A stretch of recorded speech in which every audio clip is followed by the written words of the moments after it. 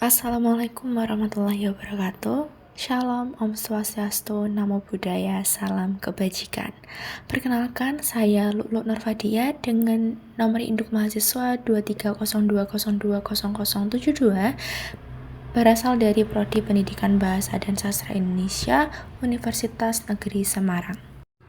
Pada video kali ini, perkenankan saya untuk mempresentasikan mengenai desain pembelajaran inovatif menulis teks pidato guna memenuhi tugas akhir mata kuliah Strategi Pembelajaran Bahasa dan Sastra Indonesia yang diampu oleh Ibu Septina Sulistianingrum, SPD, MPD. Bagi teman-teman yang ingin mengenal lebih dalam mengenai dunia pendidikan, video ini mungkin cocok untuk kalian. Selamat menyaksikan. Dalam pembelajaran bahasa Indonesia, peserta didik harus mampu menguasai keterampilan berbahasa, baik keterampilan berbahasa reseptif yang berupa menyimak, membaca, dan bersama, maupun keterampilan berbahasa produktif yang berupa menulis, berbicara, dan mempresentasikan. Nah, dalam keterampilan berbahasa menulis sendiri, itu masih banyak terdapat permasalahan dalam pengembangan pembelajarannya. Salah satunya adalah rendahnya keterampilan dan pengetahuan yang dimiliki oleh para peserta didik. Permasalahan ini disebabkan karena kurangnya peran pendidik dalam mendidik atau memberikan pengetahuan kepada para peserta didik untuk menuangkan gagasannya secara optimal. Dan pada pembelajaran menulis ini, peserta didik cenderung menganggap bahwa pembelajaran ini membosankan. Oleh karena itu, diperlukan model pembelajaran yang tepat untuk mengembangkan pengetahuan dan keterampilan yang dimiliki oleh para peserta didik secara optimal. Nah, saya memilih model pembelajaran CIRC atau Cooperative Integrated Reading and Composition. Nah, model pembelajaran CIRC ini mengkombinasikan keterampilan berbahasa, membaca, menulis, dan berbicara. Ketika nantinya pembelajaran menggunakan model CIRC ini, peserta didik akan diminta untuk bekerja secara kelompok. Mereka akan diajak untuk merencanakan, merevisi, bahkan menyunting hasil tulisan sendiri maupun hasil tulisan dari teman-teman mereka.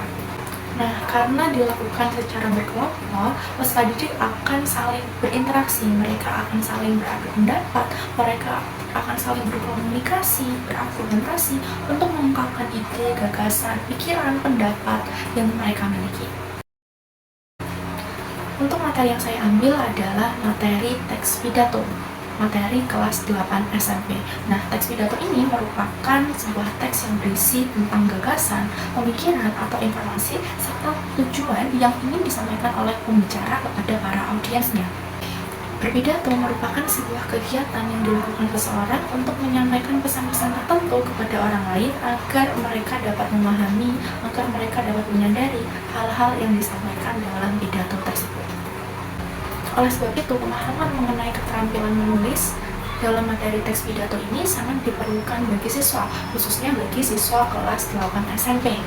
Dengan pemahaman mengenai keterampilan menulis ini, para peserta didik akan mampu menghasilkan tulisan, akan mampu menghasilkan teks pidato yang dapat mengungkapkan gagasan, ide, pendapat, informasi yang ingin mereka sampaikan kepada para audiens.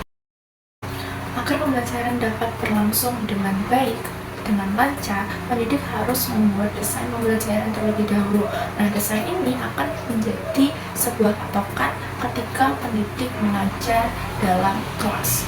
Pada layar dapat dilihat bahwa desain pembelajaran itu mencakup 5 hal, yaitu ada tujuan pembelajaran, materi pembelajaran, media pembelajaran, kemudian langkah-langkah yang akan dilaksanakan saat pembelajaran, dan yang terakhir ada penilaian yang nantinya akan digunakan oleh guru atau pendidik. Nah, untuk tujuan pembelajaran yang saya ambil, itu saya mengambil elemen menulis kelas D kelas 8 SMP. Ada 2 tujuan pembelajaran yang saya tampilkan. Untuk tujuan pembelajaran yang pertama, itu ada peserta didik mampu menerapkan penggunaan media elektronik sebagai sarana untuk menyampaikan ungkapan rasa kepedulian dan pendapat pro kontra secara etis dalam memberikan penghargaan secara tertulis dalam teks multimodal yang disajikan melalui media cetak, elektronik, dan atau digital dengan tepat dan sesuai.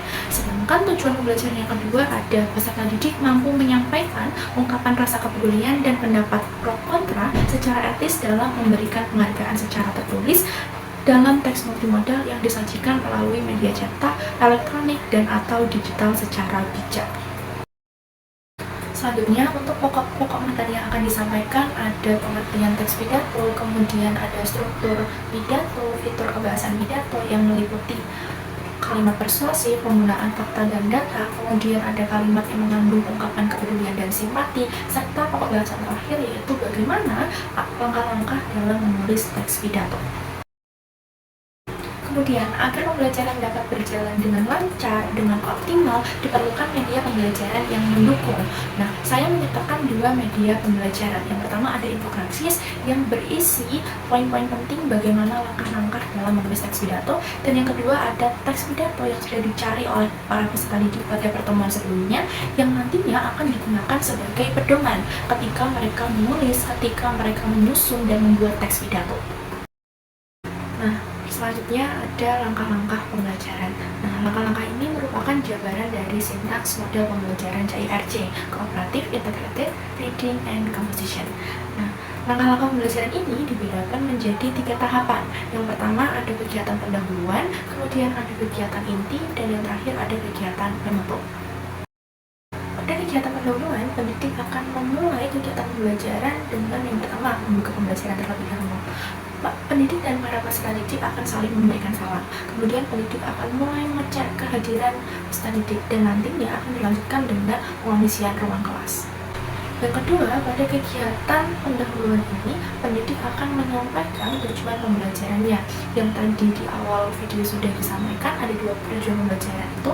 Nah, itu disampaikan kepada para peserta didik. Agar apa? Agar peserta didik tahu apa sih yang menjadi tujuan mereka belajar saat itu. Kemudian yang ketiga, pendidik akan memberikan motivasi dan pertanyaan-pertanyaan pemantik untuk memancing kembali pemahaman yang sudah para peserta didik ini miliki sebelum memulai pembelajaran. Contoh dari pertanyaan pemantik misalnya, menanyakan kepada mereka apakah mereka sudah pernah menulis teks pidato, kemudian dalam teks pidato yang sudah mereka tulis, apakah mereka sudah menggunakan fakta dan data untuk menunjang opini atau pendapat mereka, kemudian ketika mereka menulis teks pidato, apakah mereka sudah mengungkapkan pendapat pro kontra mereka terkait topik permasalahan yang ada.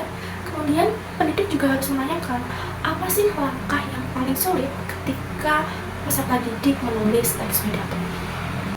Nah, untuk mengakhiri tahap kegiatan pendahuluan ini, pendidik dapat memberikan pemahaman mengenai pentingnya keterampilan menulis, khususnya menulis teks pidato agar dapat digunakan dalam kehidupan nyata sehari-hari. Tahap selanjutnya, tahap kedua adalah kegiatan inti. Kegiatan inti ini dapat dimulai ketika pendidik membagi para peserta didik dalam kelompok belajar. Kelompok belajar ini dapat ditentukan oleh peserta didik ataupun oleh pendidik itu sendiri. Kelompok belajar dapat berisi 3-5 orang. Setelah membentuk kelompok belajar, pendidik akan memberikan materi terlebih dahulu mengenai teks pidato maupun keterampilan menulis. Setelah itu, peserta didik akan diajak untuk menganalisis teks pidato yang telah mereka bawa agar dapat menjadi pedoman ketika mereka menulis teks pidato nantinya. Kemudian tahapan selanjutnya dilanjutkan dengan pemaparan infografis, kemudian peserta didik akan mulai membuat teks bersama dengan rekan-rekannya, rekan setimnya. Kemudian setelah berhasil membuat teks, peserta didik akan menunjukkan hasil teksnya. Setelah menunjukkan hasil teksnya, pendidik bersama dengan peserta didik dari anggota kelompok lain akan mengapresiasi, akan saling menanggapi. Mereka akan saling berpendapat, ini salahnya di mana, yang perlu perbaikan di mana, itu akan dilaksanakan pada proses diskusi bersama. Nah, kemudian tahap yang terakhir adalah tahap kegiatan penutup. Tahap kegiatan penutup ini dimulai ketika semua kelompok sudah menunjukkan hasil tulisannya.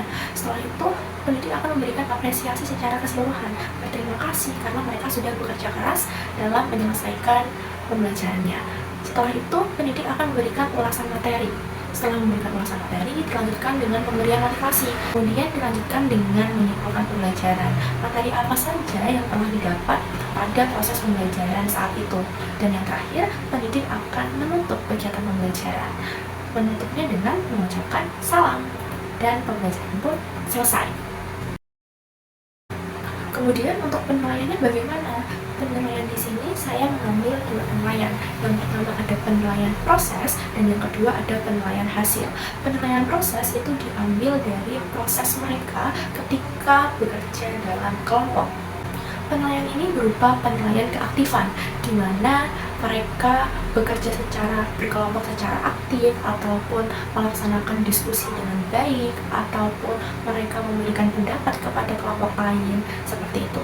Kemudian, penilaian yang kedua adalah penilaian hasil. Penilaian hasil ini ditentukan dari hasil tulisan teks pidato yang telah dihasilkan sesuai dengan topik permasalahan yang ada di lingkungan sekitar yang dikumpulkan pada lembar kerja yang sudah disediakan. Penilaian hasil ini berbeda dengan penilaian proses. Penilaian hasil lebih spesifik nilainya. Skor rentang nilainya dari 1 hingga 100. Nah, setelah tadi sudah dibahas mengenai desain pembelajaran yang menggunakan model pembelajaran kooperatif integrated reading and composition ini, dapat disimpulkan bahwa penggunaan model ini diharapkan dapat meningkatkan kemampuan pemahaman dan keterampilan menulis peserta didik. Melalui model pembelajaran ini, kegiatan menulis teks pidato didasarkan pada fakta dan data, serta memuat gagasan dan pendapat pro kontra yang dimiliki peserta didik terhadap topik permasalahan yang ada. Sehingga pembelajaran ini dapat melatih pemahaman kritis yang dimiliki para peserta didik. Kemudian penggunaan media visual seperti teks pidato ataupun infografis itu perlu dimaksimalkan lagi guna menarik minat siswa dan memperjelas pemahaman mereka mengenai materi teks pidato. Nah, itu tadi pengembangan pembelajaran dengan menggunakan metode kooperatif integrated reading and composition atau model pembelajaran CIRC pada materi teks pidato kelas 8 SMP yang sudah saya buat. Kurang lebihnya saya mohon maaf. Terima kasih sudah menonton video ini sampai akhir. Wassalamualaikum warahmatullahi wabarakatuh.